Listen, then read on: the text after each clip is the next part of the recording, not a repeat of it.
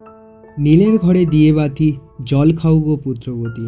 নীল ষষ্ঠী উপলক্ষে বাংলার লোকমুখে এই ছড়াটি প্রচলিত।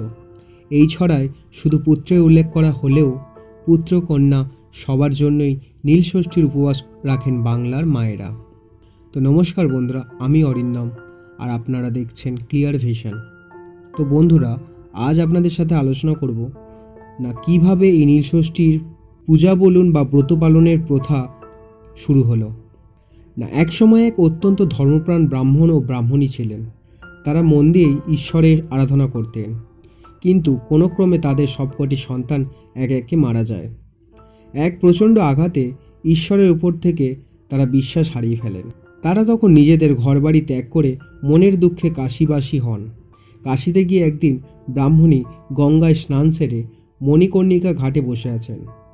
এমন সময় হঠাৎই এক বৃদ্ধা ব্রাহ্মণীকে এসে বলেন, কি ভাবছো মা? ব্রাহ্মণী তার সব সন্তানদের অকালে হারানোর দুঃখের কথা জানান ওই বৃদ্ধার কাছে। এত পূজা আরাধনা করেও তার সব কিছু বিফলে গেল বলে চোখের জল ফেলেননি তিনি।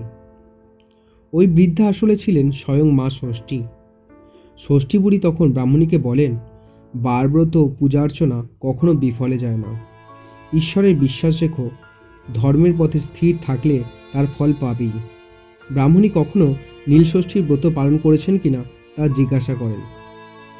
ষষ্ঠী দেবী ব্রাহ্মণকে বলেন, চৈত্র সংক্রান্তির আগের দিন নির্জলা উপবাস রেখে মহাদেবের পুজো করবে।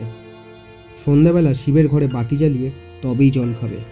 ষষ্ঠী বুড়ির কথা অক্ষরে অক্ষরে পালন করে ওই ব্রাহ্মণী ফের সন্তান লাভ করেন। সেই থেকেই সন্তানের মঙ্গল কামনা করে নীলষষ্ঠীর ব্রত পালন করে আসছেন বাঙালি মায়েরা। কবে রাখবেন এই ব্রত? এই বছর আগামী 14ই এপ্রিল রবিবার পালিত হবে পয়লা বৈশাখ। তার আগের দিন 13ই এপ্রিল শনিবার হলো চৈত্র সংক্রান্তি এবং তার আগের দিন 12ই এপ্রিল 2024 শুক্রবার হলো নীলষষ্ঠী। সারাদিন ষষ্ঠীর উপবাস ও ব্রত রেখে সন্ধ্যালগ্নে শিবের মাথায় জল ঢালেন মায়েরা। কথায় বলে, বাঙালির 12 মাসে 13 পার্বণ। এই 13 পার্বণেরই অন্যতম হলো নীলষষ্ঠীর ব্রত। সারাদিন নির্জলা উপবাস রেখে সন্ধ্যার পর শিবলিঙ্গে জল ঢেলে মহাদেবের পুজো করে শিব শঙ্করের প্রসাদ খেয়ে উপবাস মুক্তি করেন মায়েরা।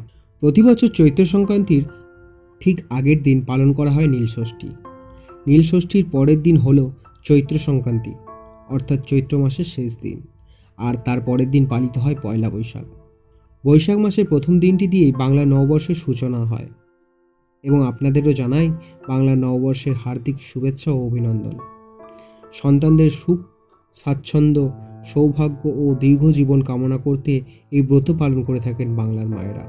এবং আপনারাও সকলে ভালো থাকবেন, সুস্থ থাকবেন এই কামনাই করি। দেখা হচ্ছে পরবর্তী ভিডিওয়ে।